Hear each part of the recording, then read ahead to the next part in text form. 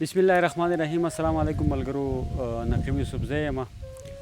امید لرم چې روغ جوړ به یې او ډېر محترم روزي خان عادل صاحب را سره ملګری دی، فرمان دی را سره، عصمت علي صاحب دی را سره.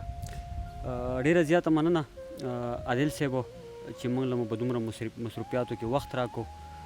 ډېره زیاته مننه ستاسو. مهرباني، ډېره مننه ستاسو چې د مسافرۍ په دې لنډ تنګ وخت کې د پښتو ژبې پښتو ادب دپاره دومره کوششونه کوئ. ډېره مننه ستاسو. ستاسو هم ډېره زیاته مننه عادل صاحب. عادل صاحب که دغه ملګرو سره خپله لنډه شان پېژندګلو وکړئ تاسو. جی، زما نوم روزي خان دی او تخلص مې عادل دی، قلمي نوم، او د سوات بریکوټ نجیګرام اوسېدونکی یم. دغه زما لنډه غوندې پېژندګلو. ډېره زیاته مننه عادل صاحب. عادل صاحب په سعودي کې څومره وخت شو دلته کې؟ سعودي کې خو تقریبا چې 2003 کې زه راغلی یم او دغه 17-18 سال تقریبا چې پوره کېږي زما. او په ادب کې ښه څومره وخت شو؟ نو ادب کې تقریبا چې د 94-95 نه را دې خوا دغه 20-25 کاله تقریبا کېږي چې ادب سره متعلق دی. ښه، تر اوسه کتاب نو کتاب خو لا نه دی شوی. انشاءالله کوشش کوو لږ وخت کې به انشاءالله خپل کتاب الله دې وکړي چې ستاسو دغه کتاب چاپ شي. عادل صاحب زموږ تر لاسو هم راورسېږي، نور ملګري ته هم خوند واخلي. عادل صاحب خبرې به کمې کوو او که دې خوښه چې کلامونه پکې زیات وي. ولې نه، ضرور. شاید عادل صاحب جی، په سرو ګلونو باندې مړ یم په ګلونو پایم، او د مرګ په خوله کې یاره ستا په دیدنونو پایم. او شعر عرض دی چې په ریګزارونو په سور هاړ کې په پردي وطن کې، او زه لیونی د پښتونخوا په بهارونو پایم. مهرباني، مننه. په ریګزارونو په سور هاړ کې په پردي وطن کې، او زه لیونی د پښتونخوا په بهارونو پایم. او دا یو شعر بل دی پکې چې ګل به شمزو وایم چې ښه به شي وختونه زما، ګل به شمزو وایم چې ښه به شي وختونه زما، او د زړګي سره بس په دغه امیدونو پایم. دا یو غزل عرض دی چې ما ستا دپاره په هر ځای کې خپل تندی مات کړو، ما ستا دپاره په هر ځای کې خپل تندی مات کړو، او ستا بې روخۍ ماله په هر ځای کې زړګی مات کړو. جی، مهرباني. ما ستا دپاره په هر ځای کې خپل تندی مات کړو، او ستا بې روخۍ ماله په هر ځای کې زړګی مات کړو. نو دا شعر دی چې خپل وس دې وکړو د ستم کاڼي دې وورول، خپل وس دې وکړو د ستم کاڼي دې وورول، او د زړه کچکول دې راله یاره ځای په ځای مات کړو، د زړه کچکول دې راله یاره ځای په ځای مات کړو. او دا بل شعر دی چې چرې به هم زه ستا د فکر تنده ماته نه کم، چرې به هم زه ستا د فکر تنده ماته نه کم، او تا چې زما د خیال په سر باندې منګی مات کړو. مهرباني، مننه. او دا بل شعر دی چې پښتونه دا دې په پښتو کې نوې لار جوړه کړه، پښتونه دا دې په پښتو کې نوې لار جوړه کړه، د نن دپاره چې د لوز پرونی مات کړو. مهرباني، مننه جی، مننه. وایي پښتونه دا دې په پښتو کې نوې لار جوړه کړه، د نن دپاره چې د لوز پرونی مات کړو. او رقیب که ځان څه ګڼي زه د چا نه کم خو نه یم، رقیب که ځان څه ګڼي زه د چا نه کم خو نه یم، خو ما ورله هومره سا د زړه په سر ازغی مات کړو. مننه. او دا مقطع عرض ده چې ما وی عادله میلمانه دي د نظره نشي، ما وی عادله میلمانه دي د نظره نشي، او د ښار په ښکلو مې نظر خپل غرڅنی مات کړو. مهرباني، ډېره مننه، ډېره مننه. ما وی عادله میلمانه دي د نظره نشي، او د ښار په ښکلو مې نظر خپل غرڅنی مات کړو. ډېره مهرباني، ډېره مهرباني. غزل نه مخکې یو 2-3 شعرونه. زما او ستا د محبت قصه لیکي تېرېږي، زما او ستا د محبت قصه لیکي تېرېږي، او ښکلي یې راشه قافله د پسرلي تېرېږي. او زما او ستا د محبت قصه لیکي تېرېږي، ښکلي یې راشه قافله د پسرلي تېرېږي، او تنده مې ماته د دیدن نه شوه په یو کلي کې، تنده مې ماته د دیدن نه شوه په یو کلي کې، او په مین زړه مې بېنوا مازدیګري تېرېږي.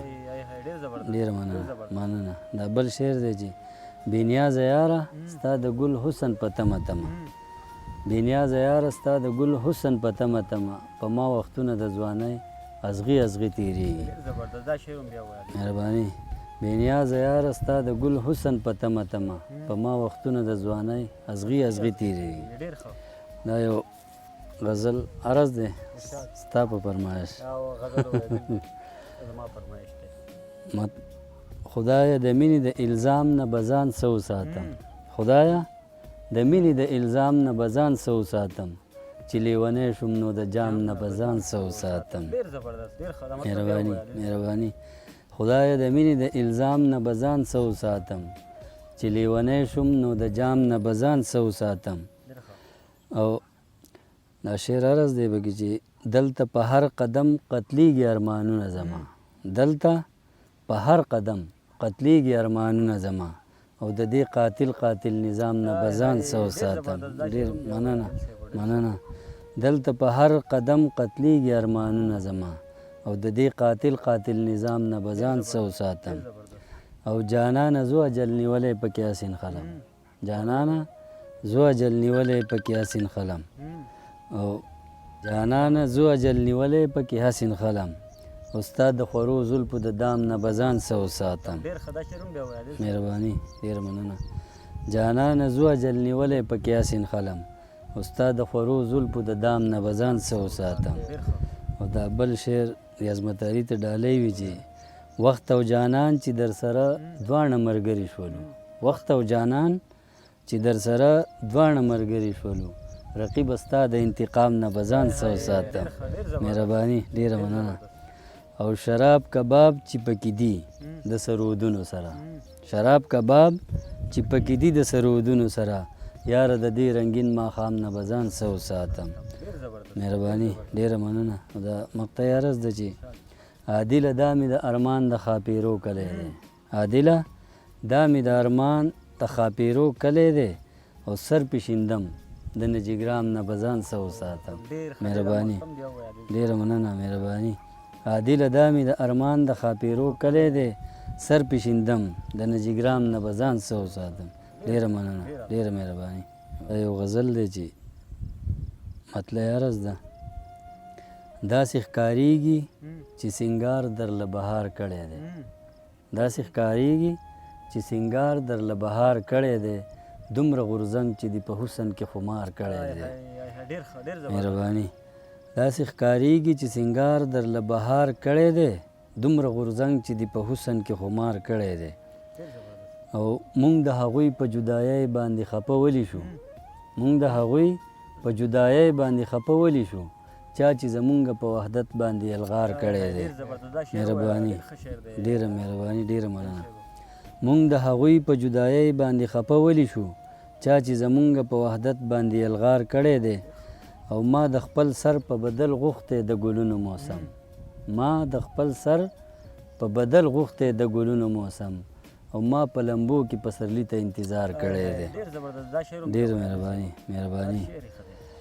ما د خپل سر په بدل غوښتی د ګلونو موسم، او ما په لمبو کې پسرلي ته انتظار کړی دی. او د خپل وطن د خپلې خاورې د سینګار دپاره، د خپل وطن د خپلې خاورې د سینګار دپاره، او کر مې د ګلو په هر چم په هره لار کړی دی. ډېره مهرباني. مننه. او ښکلیه خدای ګواه دی، ما ستا د هر غم هرکلی، ښکلیه خدای ګواه دی، ما ستا د هر غم هرکلی، ستا په خاطر د خوږ زړګي په لالازار کړی دی. مهرباني. ډېره مننه. دا مقطع عرض ده چې داسې چې مخ شوې په ژوندون د تندکونو سره، داسې چې مخ شوې په ژوندون د تندکونو سره، عادله خدای خبر چې چا درته ازار کړی دی. ډېره مهرباني. ډېره مننه. داسې چې مخ شوې په ژوندون د تندکونو سره، عادله خدای خبر چې چا درته ازار کړی دی. دا به نو. ډېره مهرباني. عادل صاحب اخر کې که دغه کتونکو څه پیغام ورکوئ پښتنو ته په لنډو ټکو کې؟ نو بس زما خو دغه پیغام دی چې هر پښتون له پکار دی چې تعلیم د ټولو ضروري خبره ده چې څه نه څه د علم حاصل کړي، او د هغې سره سره څه نه څه هنر که په خپل وطن وي او که په پردي وطن وي نو چې د روزګار په سلسله کې یا په هر ژوند په هره لمحه کې ورته مشکلات نه راځي. دغه زما پیغام دی. ستاسو ډېره مننه مهرباني. ستاسو هم ډېره زیاته مننه عادل صاحب چې موږ له وخت راکړو. ډېر الله دې مهرباني. آباد لره. ډېر او مهرباني. د دغه ټولو ملګرو ډېره زیاته مننه کوو. ډېر مهرباني. خوشحاله اوسئ عادل ډېره صاحب په مهرباني. دومره مصروفیاتو کې او په دې پردي وطن کې ځکه دلته کې خو څوک چا سره وخت ویم نو بالکل. نو تاسو موږ له وخت راکړو ډېره زیاته تاسو هم ډیره زیاته مننه چې په دې لنډ تن وخت کې او د مسافرۍ په دې سخت ژوند کې د پښتو ادب او د پښتو شاعرانو ته ځان رسوي دا کوشش کوئ. د دې زه ستاسو ډیره زیاته مننه کوم. مهرباني. ملګرو هر چېرته چې ښاد آباد بریالي اوسئ. په دغه یوه ټپه به درنه اجازت غواړو چې زما د غرونو پناه یاره زما د غرونو پناه یاره چېرته په خیال کې دې راځم که هېر دې کړم.